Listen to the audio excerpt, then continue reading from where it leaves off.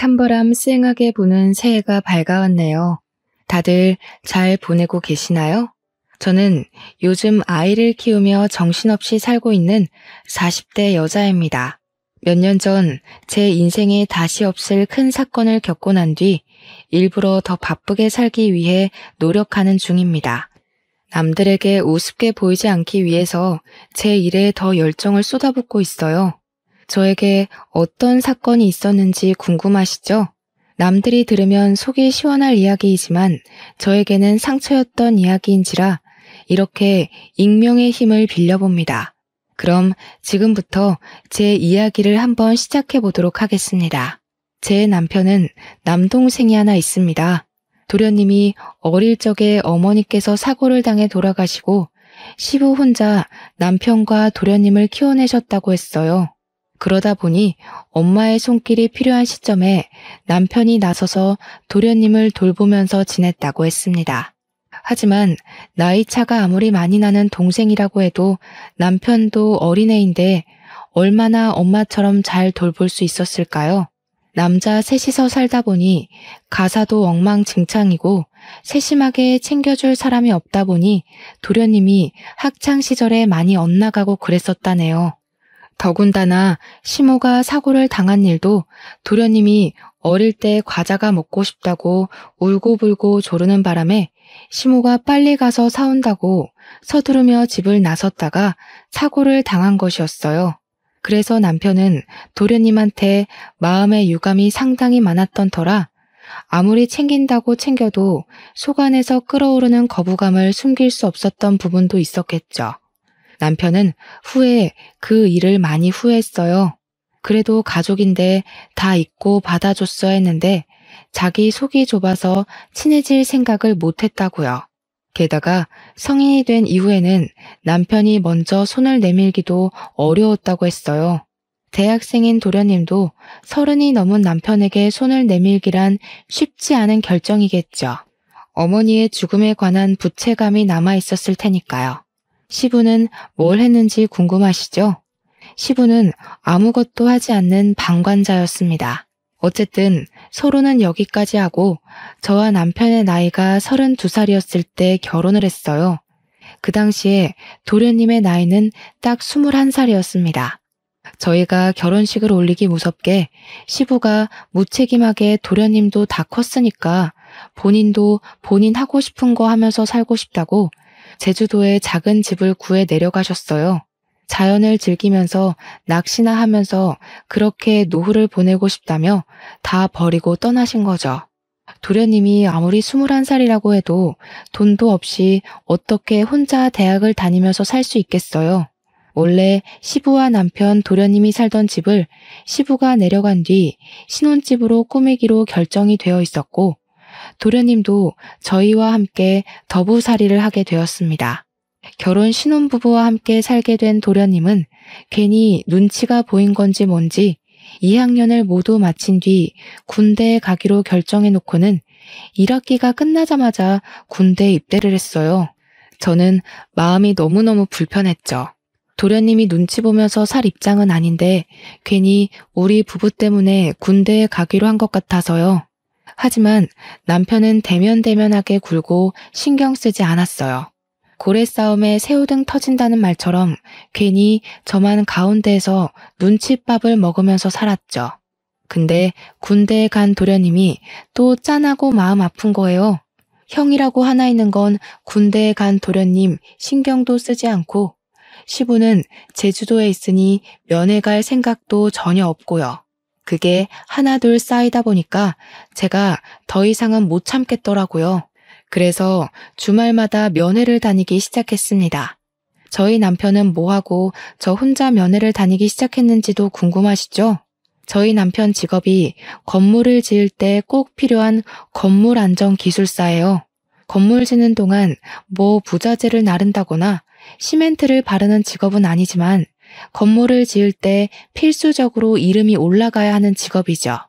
현장에서 하는 거 없이 도면 보고 관리 감독 살짝 해주고 커피 마시면서 유튜브나 보면서 오면 된다고 아주 편하다고 했는데 뭐 실상은 어떨지 잘 모르겠지만요.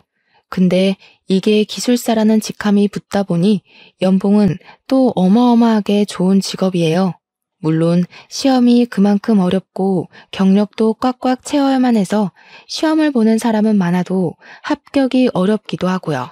아무튼 남편이 주말에도 가끔 불려나가 현장을 확인해야 하기 때문에 주말에 제가 혼자 있는 시간이 꽤 되었어요. 그때 결심을 한 거죠. 도련님 면회라도 가서 내가 이 집안에 녹아들어야겠다 하는 생각을요.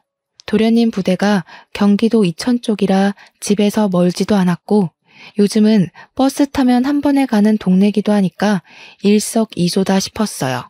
처음에 남편한테 주말에 도련님 면회를 가겠다고 이야기하니 거길 왜 가냐는 식으로 물어보더라고요. 그냥 도련님이랑 친해지고 싶다고 당신이 영 벽을 세우는 느낌이라 도련님이 집에서 편히 못 쉬는 것 같다고 했죠.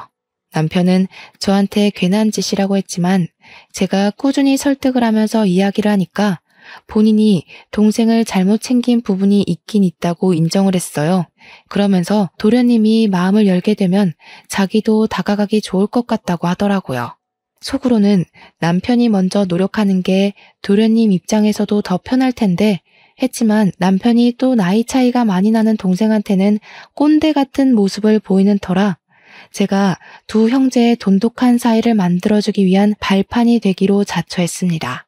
제가 처음에 면회를 가니까 도련님이 무척이나 당황해하면서 어쩔 줄 몰라 했어요. 11살이나 차이 나는 형수님이 면회를 왔는데 무슨 이야기를 해야 할지 뭘 해야 할지 막막해 보이더라고요. 저도 면회라는 걸 너무 오랜만에 가봐서 먹을 걸 막 바리바리 싸들고 왔는데 요즘은 그 앞에서 다 사먹고 한다더라고요. 처음 두세 번까지는 도련님이 저를 보고 너무 막막해하는 게 느껴져서 내가 괜히 왔나 싶긴 했는데 칼을 들었으면 무라도 썰어야 하지 않겠습니까?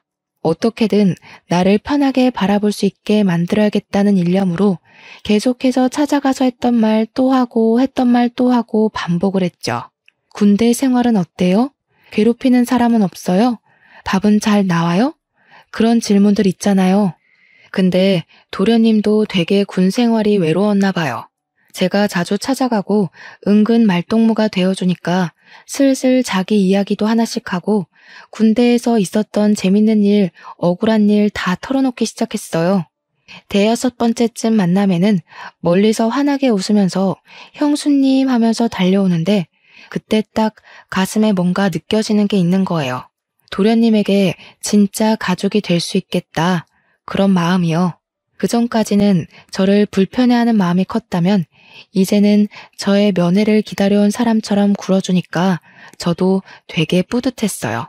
나이 차이 11살이 무색하게 은근 대화도 잘 통하고 친해질 수 있는 이야기거리가 많더라고요. 특히 연애 상담이 세상에서 제일 재밌는 거 아시죠? 도련님의 그동안 연애사를 쭉 들으면서 얼마나 재미있었는지 몰라요. 연애하는 그 시간이 너무 짧게 느껴질 정도였어요. 처음에는 시간 언제 가나 계속 시계만 쳐다봤는데 나중에는 벌써 가야 돼? 할 정도로 시간이 순식간에 지났죠. 도련님도 군대라는 외딴 섬에서 지내면서 의지할 곳이 필요했었던 것 같아요. 남편도 시부도 도련님의 의지처가 되지 못하니까 제가 되어주겠다고 마음먹은 거고 도련님은 그걸 받아주었고요. 처음에는 휴가 나와서도 친구네 집에서 지내겠다고 인사만 하고 쓱 사라지곤 했는데 저랑 친해지고 나서부터는 달라졌어요. 집에 들어와서 시간을 보내고 저랑 술도 한잔하면서 못다한 이야기들을 나누기도 했어요. 남편은 그런 도련님의 변화에 매우 놀라워하면서 은근슬쩍 같이 엉덩이 붙이고 앉아서 이야기를 나누기도 했습니다. 도련님도 남편을 어색해하면서도 저라는 교차점이 있으니까 둘 다 슬슬 마음을 열기 시작했고요. 제대를 앞두고 휴가를 자주 나오기 시작한 시점부터는 정말 다른 형제들과 다름없이 둘이 장난치고 노는데 너무 벅차올랐어요. 결혼 처음 할 때 그 어색했던 공기가 무색할 만큼 웃음이 끊이질 않는 집안이 되었거든요. 하루는 도련님이 조금 과하게 술을 드시는 것 같더니 서로 울면서 지난 이야기를 하는데 제가 얼마나 짠했는지 몰라요. 속내를 다 털어놓고 나니 홀가분해 보이긴 했는데 그 이야기들은 절대 가볍지 않은 이야기였어요. 남편은 시모가 그렇게 허망하게 세상을 튼 것이 동생 탓이 아닌 걸 알고는 있었지만 원망했었다고 이야기를 했고요. 도련님도 꼭 자기 탓인 것만 같아서 매번 마음의 짐이었는데 형까지 자기를 대면대면하게 굴고 싫어하는 티를 내니 그게 너무 힘들었다고 했습니다. 서로 마음속 깊이 자리 잡은 앙금을 털어내는데 제가 다 눈물이 나더라고요. 남편과 도련님도 울면서 서로 이야기를 하는데 결국 다 같이 울면서 새로운 화합을 다지게 되었습니다. 물론 다음날 술이 깨고 어색한 공기가 잠시 흐르긴 했지만 남편이 먼저 도련님을 꽉 안아주면서 서로를 이해하고 존중하는 사이로 발전되게 되었어요. 물론 남편은 그 발판에 제가 있음을 인정하고 저한테 참 많이 고마워했습니다. 그렇게 도련님이 군대에서 만기 전역을 했고 복학까지 하게 되었습니다. 알고 보니 우리 도련님이 학창 시절에 노는 친구들이랑 어울린 것 치고는 공부를 꽤 잘했더라고요. 학업에 집중해야 할 시기에 아르바이트를 하면서 시간을 헛되게 쓰는 건 아닌 것 같다는 저의 말에 남편도 며칠을 고민하다가 도련님을 불렀어요. 남편의 연봉이 또래에 비해 무척 높기도 했고 동생을 생각하는 마음을 가지니 도련님의 대학 생활을 책임져 주고 싶은 마음이 들었던 거죠. 저는 물론 찬성했습니다. 도련님이 공부도 하면서 일도 하고 그러다가 두 마리 토끼를 다 놓치는 건 싫었거든요. 도련님은 남편의 그런 마음에 고마워하면서도 은근히 본인이 나중에 취직하면 다 갚아내기를 원했어요. 하지만 남편은 딱 잘라서 동생을 위해 이 정도 돈은 쓸 수 있다며 걱정하지 말고 학업에 집중하라고 이야기를 했습니다. 저도 웹디자이너로 일을 하고 있었기에 상대적으로 여유가 있었어요. 물론 어느 회사에 취직해서 고정적인 월급을 받으며 일하는 게 아니라 프리랜서로 일하면서 건당 얼마씩 가격을 책정받아 재택근무를 하는 처지라 매달 고정적인 수입이 있다기보단 들쑥날쑥한 처지긴 했어도 그래도 중소기업에 다니는 웹 디자이너들 가까이 돈을 벌었거든요. 집에서 도련님을 챙기면서 금전적으로 도움도 줄 수 있으니 가족들 사이는 점점 끈끈해졌죠. 그러다가 제가 드디어 임신을 하게 되었습니다. 제 임신 소식을 남편이 제일 먼저 알긴 했지만 남편보다 도련님이 훨씬 더 좋아하셨던 것 같아요. 눈물을 글썽거리면서 드디어 조카가 생긴다고 조카를 위해서 뭐든 다 해줄 수 있다며 저를 얼싸안고 기뻐했죠. 그 모습을 보던 남편이 누가 남편인지 헷갈린다며 헛웃음을 칠 정도였습니다. 저는 남편과 도련님의 극진한 대접을 받으면서 임신 기간을 보낼 수 있었습니다. 제가 남편이 살던 집에서 신혼집을 꾸미게 되면서 딱 한 가지 그동안 마음에 걸렸던 게 있었어요. 그게 바로 방의 크기였습니다. 시부가 쓰던 안방을 리모델링하면서 저희 부부가 쓰게 되었고 두 번째로 큰 방이 남편 방이었는데 그걸 남편이 서재로 이용하고 있었거든요. 도련님은 제일 작은 방을 사용하고 있었는데 그 방 크기가 좀 창고처럼 작은 크기였었어요. 아무래도 남자고 공부도 하는 학생인데 방 크기가 너무 작아서 고민이었거든요. 그동안은 군대에서 생활하느라 집에 붙어있을 시간이 별로 없어서 괜찮겠거니 했지만 이제 복학도 했고 집에서 보내는 시간이 많은데 방이 너무 작더라고요. 남편은 서재로 쓰던 본인의 방을 정리하고 아기 방으로 꾸미자고 했어요.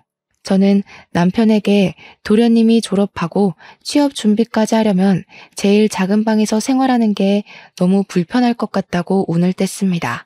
어차피 아기가 클 때까지는 안방에서 같이 자고 생활할 테니까 이참에 도련님 방을 바꿔주는 게 어떻겠냐고 했어요. 남편도 그 생각은 차마 못했었다며 저에게 바꿔주는 게 좋을 것 같다고 했고 허락이 떨어지자마자 도련님에게 방을 바꾸자고 했습니다. 그동안 티를 안 냈던 건지 큰 방으로 옮겨준다고 하니까 엄청 좋아하더라고요. 도련님 취미가 피규어를 모으고 도색하는 거였는데 드디어 장식장을 넣을 공간이 생겼다면서 좋아했어요. 아주 소소한 부분인데 기뻐해주니까 저와 남편도 덩달아 기분이 좋아지더군요. 그럴 때 보면 정말 어리구나 하는 게 느껴지던 우리 도련님이 글쎄 제가 임신했다고 조카 선물도 챙겨주고 싶다고 몰래 과외 알바를 한 거예요. 나름 서울에 있는 상위권 대학이라 그런지 아르바이트 자리가 꽤 있었다면서 몇 개월을 틈틈이 모아서 저에게 선물을 안겨준 거죠.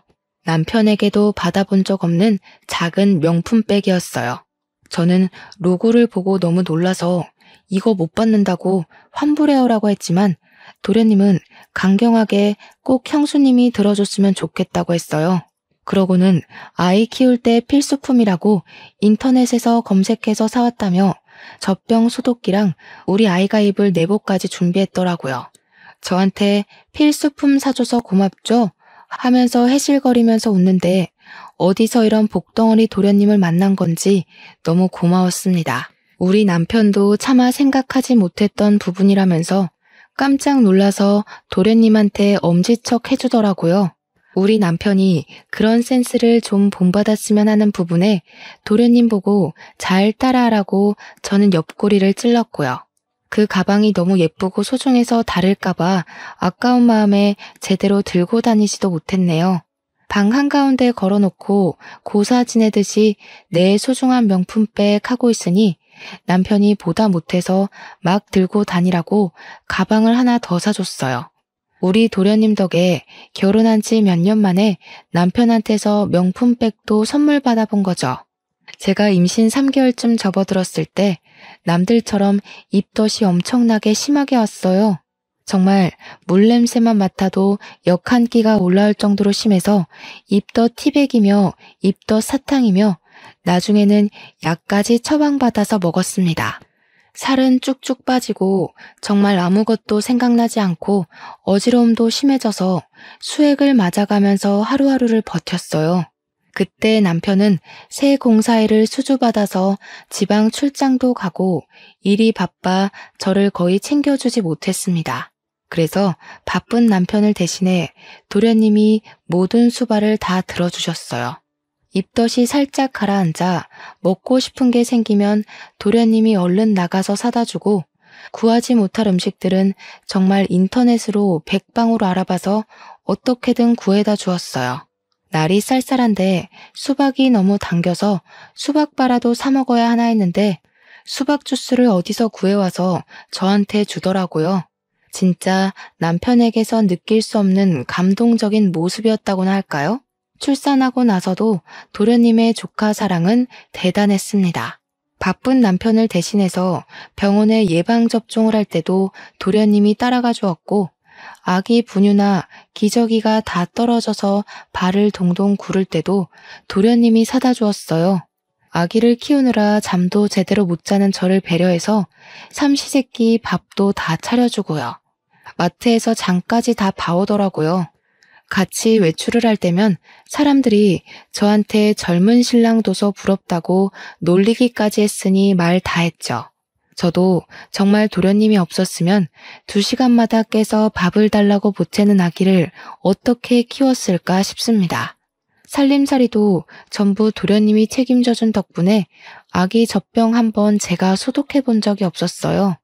다행히 도련님의 기말고사가 끝나고 종강을 한 시점이라 24시간 붙어서 조카를 같이 봐주는데 너무 고마웠습니다. 그 나이대 남자가 육아에 대해 뭘 알겠어요. 혹여라도 조카한테 피해가 가면 안 된다고 제 육아 서적까지 빌려다가 보면서 공부를 하는데 진짜 도련님이 누구랑 결혼할지 너무 부러웠습니다. 도련님의 방학이 끝나고 나서는 시부가 간간히 올라와 아이를 봐주고 친정에서도 많이 도와주었어요. 100일이 지나고 나니까 아기가 잠도 더 오래 자고 보채는 것도 많이 줄어서 육아에 점점 능숙해졌죠. 그렇게 우리 도련님이 대학 공부를 마치고 졸업하는 시기가 왔습니다. 졸업식 날은 함께 보내야 되지 않겠냐며 시부가 서울에 올라오셨는데 얼굴이 많이 상하셨더라고요. 제주도 가서 자연과 함께 자유로운 생활을 즐긴다고 하셔놓고 왜 이렇게 얼굴이 상하셨냐고 물었더니 그저 씁쓸하게 웃으셨습니다. 저는 오랜만에 본 시부를 대접하고자 산의 진미 제주도에서 많이 드셨겠지만 서울산도 드셔보라며 진수성찬을 준비했어요. 도련님이고 남편이고 아이 키우느라 바쁜데 별걸 다 한다고 은근 타박하는 말을 하면서도 차려진 음식을 정신없이 먹더라고요. 근데 정작 우리 시부가 음식을 제대로 드시지 못하시는 겁니다. 그래서 왜 이렇게 못 드시냐고 속상하다고 했죠. 그제야 시부가 할 말이 있다면서 사실 몸이 좀 안 좋다고 이야기를 하시는데 너무나도 충격적이었어요. 남편도 도련님도 입을 떡 벌린 채 시부가 하는 이야기만 듣고 있었습니다. 살아갈 날이 얼마 안 남은 것 같다면서 그래도 손주는 보고 갈 수 있으니 얼마나 다행이냐고 웃으시는데 눈물이 왈칵 쏟아질 것 같았어요. 제 손을 꼭 잡으시면서 며느리 덕분에 아들들이 사이좋게 지내는 모습 마지막으로 눈에 담고 갈 수 있다며 그동안 마누라 잃은 슬픔에 아들들도 제대로 챙기지 못했다고 저한테 고생했다고 하시는데 눈물바다가 되더라고요. 너무 행복하게 살고 있었는데 갑자기 병으로 아프시다고 하니 가족들이 무슨 이야기를 할 수 있겠습니까? 서울에 올라오신 이유도 물론 도련님의 졸업식을 보기 위해서였지만 요양병원에 들어가시려고 오신 거였습니다. 시부는 위암 말기라고 했어요. 위암은 생존율이 높은 병이지만 이미 손 쓸 수 없는 시기에 접어들었다며 암 환자들이 모여있는 요양병원에 대기를 해두셨대요. 자리가 났다는 말에 제주도 생활을 빠르게 정리하고 올라오신 거더라고요. 시부는 일주일 뒤 요양병원에 입원을 하셨고 서울 근교에 교통편도 잘 되어 있는 곳이라 저는 간간히 시부의 간병을 하러 요양병원으로 향했습니다. 애 키우는 것도 벅찼지만 시부에게 아이를 더 많이 보여드리고 화목한 가정을 보여드리고 싶었어요.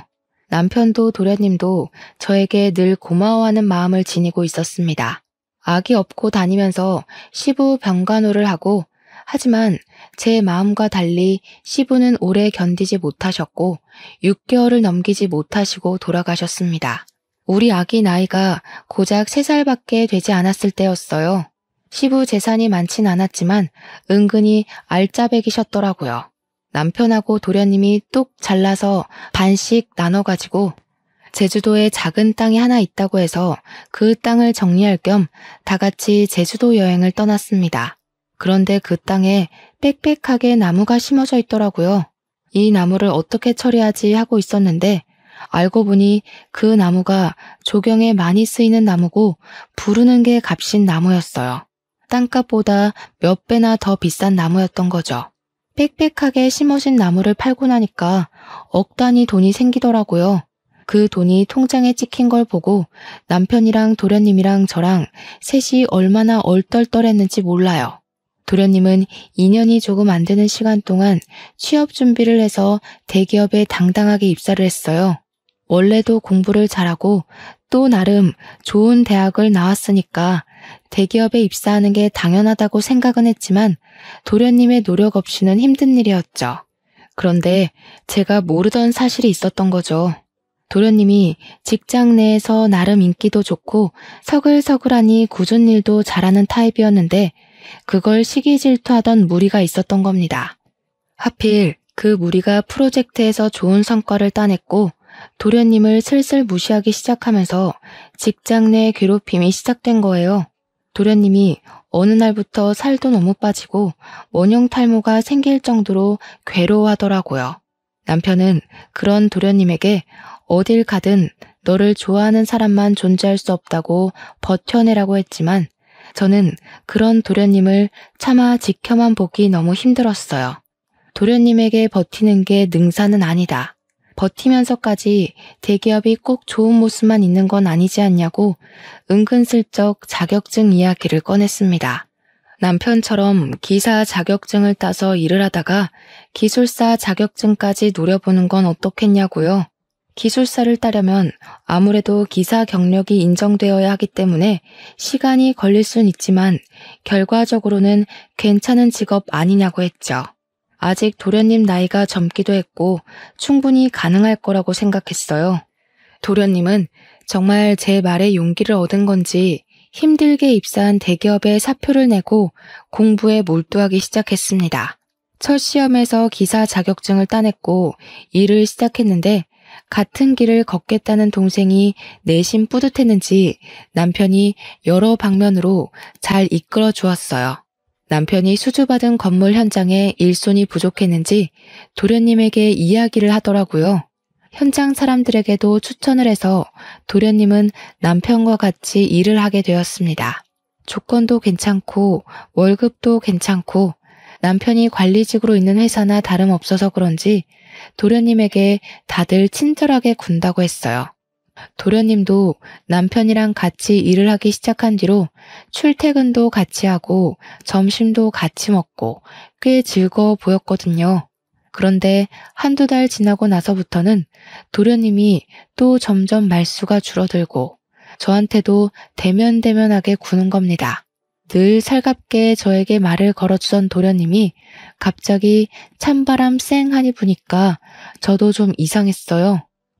혹시 직장 내 괴롭힘이 옮긴 회사에서도 있는 건가 싶기도 했고 남편이 관리직이니까 저한테 말을 못해서 저러나 자꾸 눈치를 보게 되더라고요. 저를 피한다는 느낌이 딱 들었는데 곰곰이 생각해보니까 또 이상한 거예요. 직장 내 괴롭힘이 이유라면 굳이 저를 피할 이유가 있을까요? 그렇게 살얼음판 같은 몇 주가 지나고 도련님이 대뜸 분가를 하겠다고 선언을 했어요. 제가 왜 그러냐, 지금도 잘 살고 있지 않냐, 우리 딸이 서운해할 거고 나도 서운할 것 같다고 달랬어요. 근데 도련님이 딱 잘라서 자기도 벌써 30살인데 자리도 잡았고 혼자 살고 싶다고 하는 겁니다. 우리 딸이 몇 년 더 지나서 초등학생이 되면 다 큰 삼촌이랑 같이 사는 것도 불편할 것 같다고 하고 딸은 아직 어리니까 삼촌이랑 못 노는 거냐고 울고불고 하는데 도련님 입장을 생각해보면 우리 딸이랑 놀아주느라 주말에도 못 쉬고 하니까 도련님 생각을 하면 자취하는 게 낫겠다 싶더라고요. 집 근처에서 자취할 거죠? 하고 물어보니까 이번에 대구에 있는 회사에 좋은 조건으로 취직을 하게 되었다면서 대구로 간다는 겁니다. 거기 가면 아는 사람도 없고 기술사 공부나 차근차근 해서 시험 준비도 하고 싶다고. 대구가 너무 멀다 싶었지만 KTX 타면 또 2시간 거리니까 알겠다고 할 수밖에 없었어요. 도련님은 서둘러서 자취 준비를 했고 저는 은근히 미심쩍었지만 보내줘야 했죠. 제가 엄마도 아니니까요. 그런데 도련님이 자취를 시작한 이후 저랑 연락이 잘 안 닿더라고요. 맨날 잤어요. 바빴어요. 공부했어요. 이러는데 막말로 제가 뭐라고 도련님한테 닥달을 할 수 있겠습니까? 그렇게 또 어영부영 몇 년이 흘렀습니다. 남편은 여전히 일이 바빠 시간 내기가 어렵고 도련님의 연락은 정말 가뭄에 콩나듯 생존 신고만 하는 정도로 왔어요. 어느 날 갑자기 남편이 대구에 출장을 가게 되었다면서 가는 김에 도련님 보고 주말에 올라오겠다고 하더군요. 그래서 저도 주말에 같이 대구에 갈까? 하니까 일 때문에 가는 거라고 딱 잘라서 오지 말라고 했어요. 서운했지만 나중에 따로 가겠다고 했죠. 주말이 되어서 오랜만에 도련님한테 전화를 했어요. 도련님이 반갑게 받아주길래 형 잘 만났어요? 맛있는 거 먹었어요? 하니까 네? 하고 대답을 하는데 느낌이 딱 쎄한 거예요. 우리 남편이 대구에 간 사실조차 모르는 그런 느낌이 났다고 할까요? 그래서 도련님, 우리 남편 안 만났어요? 도련님 본다고 대구 갔는데? 하니까 도련님이 무척 당황했어요. 아, 이러면서 대답을 못하는데 뒤통수 팍 맞은 느낌이 나더라고요. 도련님 뭐 알고 있는 거 있냐? 나한테 다 말해달라니까 자기는 아무것도 모른대요. 그냥 형이 대구 오는 것도 잘 몰랐다고 일이 바빴어야 하는데 누가 봐도 도련님이 변명하는 느낌이 들었습니다. 그래서 저는 남편이 바람이 났구나 하는 걸 직감적으로 느꼈어요. 그때부터 재택근무하고 있던 웹디자인 일도 눈에 들어오지 않고 아이가 밟히지도 않더라고요. 그래서 일단 남편이 집으로 돌아오고 뻗어서 자는 동안 남편의 휴대폰을 뒤지기 시작했습니다. 그런데 너무 깔끔하게 다 삭제가 되어 있더라고요. 문자며 카톡이며 SNS며 있는 게 하나도 없더라고요. 제일 수상한 게 뭔지 아세요? 카드사 결제 문자까지도 하나하나 다 지웠다는 겁니다. 그래서 저는 남편이 집에서 사용하는 컴퓨터에 공인인증서가 깔려있다는 걸 기억해냈어요. 남편이 쓰는 아이디랑 비밀번호가 모두 통일되어 있었거든요. 그래서 카드사 홈페이지에 접속을 해서 명세서를 확인하기 시작했습니다. 정말 무슨 정신으로 그걸 일일이 프린트했는지 모르겠네요. 대구에 출장 간다고 한 날도 경기도에 있는 호텔에서 카드를 사용한 흔적이 발견되었고요. 모텔, 호텔, 영화관 이런 내역들이 막 있더라고요. 손이 부들부들 떨리고 목구멍에서 불이 나올 것 같았습니다. 저는 바로 도련님에게 전화를 걸어서 솔직하게 모조리 다 털어놓으라고 했어요. 나 다 알게 되었다고, 남편이 호텔 가고 바람 피우는 거 다 찾아냈다고 하니까 도련님이 한숨을 푹 쉬더라고요. 그제야 모든 걸 다 털어놓는데 남편이 정말 개자식이었습니다. 도련님이 남편이 소개해준 업체에서 일할 때 거기에 있던 경리랑 이상한 낌새가 있다는 걸 눈치를 챘대요. 혹시나 하고 남편을 떠보니까 둘이 바람난 게 맞았고 화도 내고 싸우기도 했다고 했습니다. 그랬더니 남편이 정리할 거라고 했다며 대신 자기가 동생에게 바람 피운 걸 들킨 게 수치스럽다고 집에서 나가라고 했답니다. 얼굴 볼 때마다 그 경리가 생각날 것 같다고, 그러면 형수한테도 죄짓는 기분 아니겠냐, 가정에 충실할 수 있게 나가 살아달라고 했대요. 저한테 말은 못하고 티도 못 내고 전전긍긍하다가 결국 저를 피하게 됐고 집도 나가 살게 되었다고 했습니다.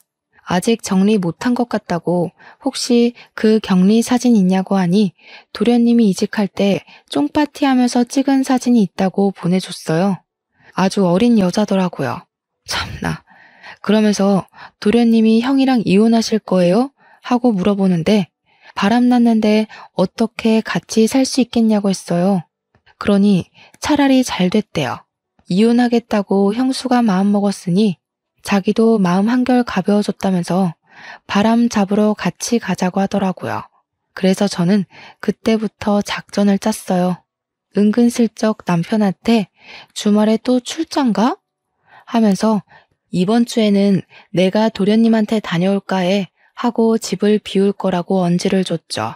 그러니 남편이 신나서 저한테 대구 구경도 하고 포항도 가까우니까 바다 구경도 하고 오라고 이야기를 하더군요. 아기도 데려가서 오랜만에 삼촌이랑 만나게 해주라고 막 등 떠밀길래 알겠다고 했어요. 저한테 며칠 다녀올래? 하는데 너무 속 보이잖아요. 그냥 알겠다고만 하고 주말이 다가와 배웅하는 남편에게 웃어주고는 친정에 애를 맡겼습니다. 서울역으로 가서 도련님을 만났는데 도련님이 차를 렌트해 왔더라고요.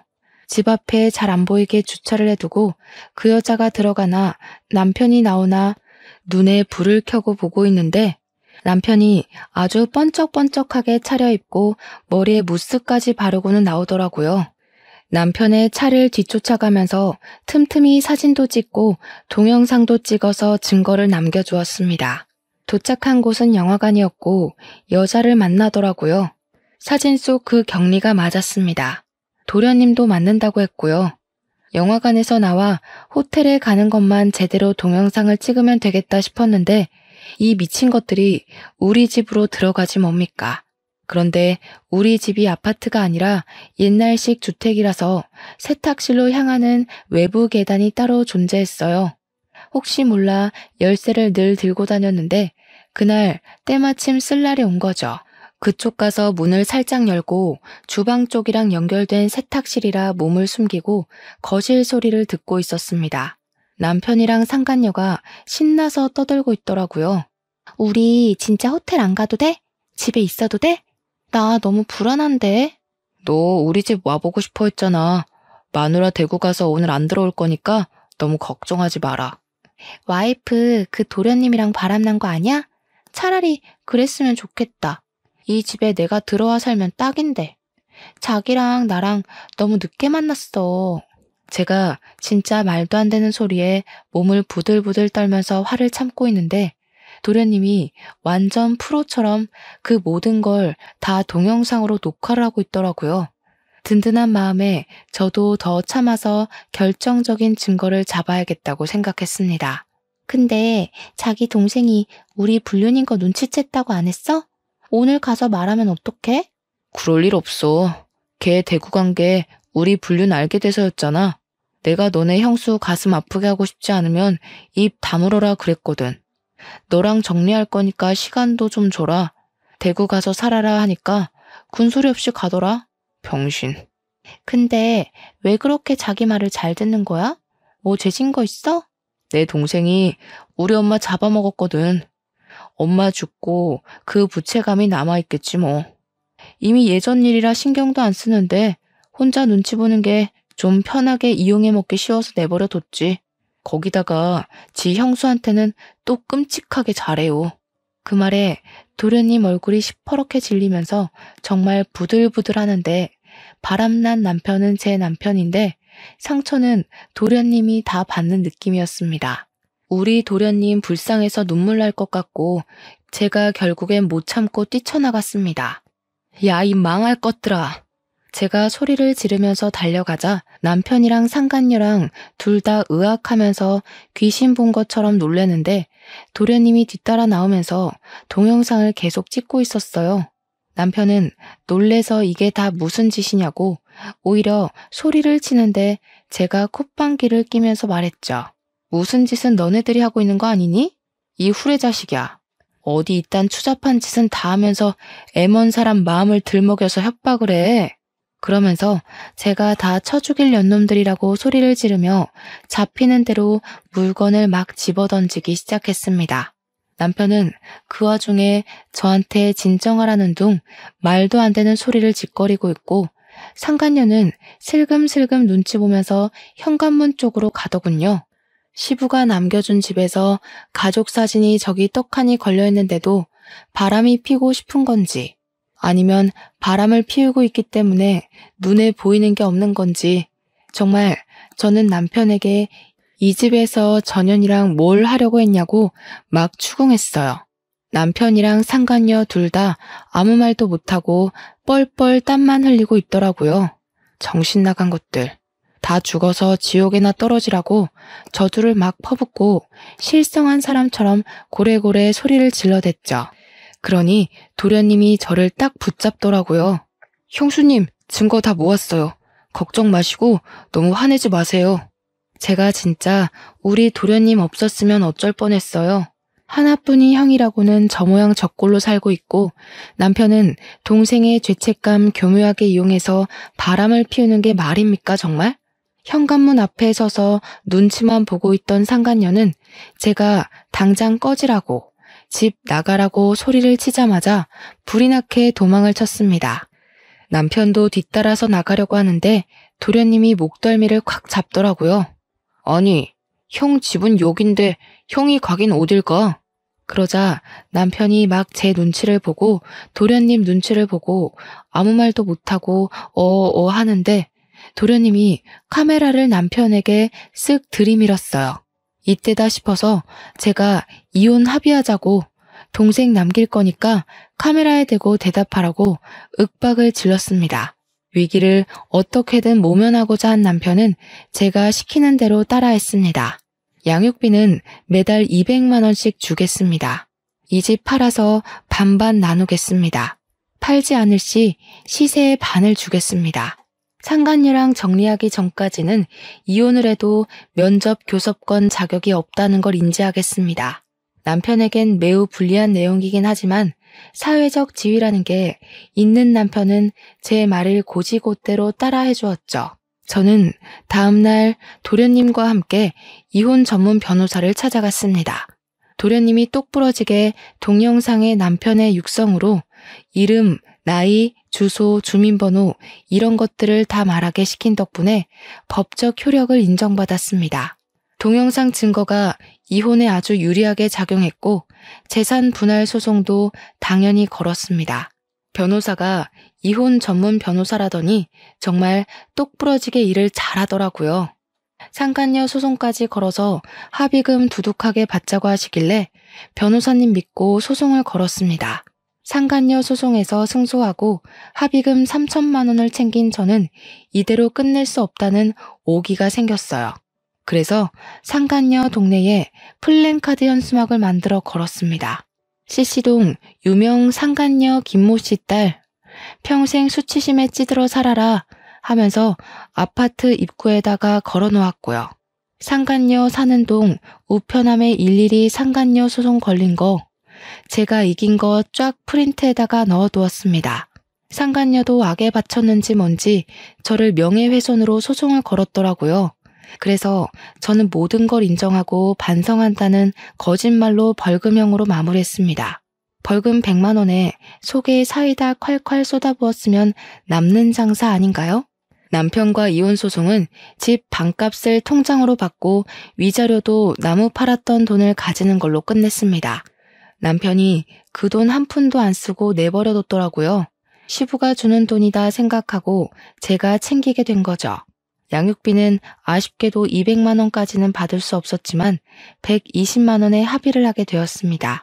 당연하게도 남편과 도련님은 절연을 하게 되었어요. 남편이 추후에 어떻게 저를 도와 그런 발칙한 짓을 할 수 있냐며 도련님한테 욕을 엄청나게 했대요. 찾아와서 때리는 신용도 하고 눈에 띄면 뭐 발목을 분질러 버리겠다는 둥 저열한 협박은 다 했더라고요. 물론 도련님은 그 모든 통화 녹음본을 들고 경찰을 찾아가 접근 금지 신청도 냈고요. 결국 대구 생활도 청산하고 우리 친정집 근처로 이사를 오게 되었습니다. 저와 남편과 살던 집에서 모든 짐을 정리하고 친정에 들어와 살게 되었거든요. 이혼하고 돌아간 게 너무나도 면목 없고 죄송스럽지만 육아를 도와줄 수 있는 손길이 필요하긴 해서 어쩔 수 없이 결정했습니다. 도련님은 친정 근처에 자리를 잡은 뒤 저에게 꾸준히 요청을 했어요. 저희 딸 공부하는 거 도련님이 지원해주고 싶다고 말이죠. 받은 유산도 있고 하니 살림살이 넉넉하다고 하는 겁니다. 본인 대학 등록금부터 취업 활동할 때까지 용돈도 주고 일일이 챙겨준 게 다 형수가 한 거 아니냐면서 은혜 갚고 싶다고 말하길래 그러지 말고 앞으로는 비밀 없이 힘든 거 있으면 다 말해달라고 했어요. 가끔 조카 용돈도 주고 저 맛있는 것도 사주고 그래주면 고맙겠다고. 애 양육은 제가 해야 하는 게 맞고 전 남편이 해야 하는 거라고 이야기했죠. 전 남편과 절연까지 한 마당에 의지할 곳은 저뿐이라며 앞으로도 잘 지내자고 너스레를 떨었습니다. 정말 가족처럼 아직까지도 잘 지내고 있는 중이고요. 전 남편은 결국 상간녀 소송 걸려서 집안 망신 시킨 거부터 시작해서 돈 물어주고 양육비 매달 줘야 하는 거 등등 상간녀랑 피 터지게 싸우고 헤어졌다고 하더라고요. 세기의 사랑인 척하더니 얼마 못 가 파국을 맞았다는 소식에 얼마나 고소했는지 모릅니다. 우리 친정에서도 도련님을 아들처럼 생각해 주시기로 했어요. 이제는 누나 동생 하는 사이로 지내며 지난주에도 집에서 밥 먹고 갔네요. 좋은 여자 만나서 장가갈 때까지 제가 옆에서 가족처럼 의지처가 되어주려고 합니다. 도련님 덕분에 저도 앞뒤가 다른 인간이랑 이혼하고 새 출발할 수 있게 되어 너무나도 기쁩니다. 앞으로도 의좋은 사이로 잘 지내보겠습니다. 사연 들어주신 여러분 감사합니다.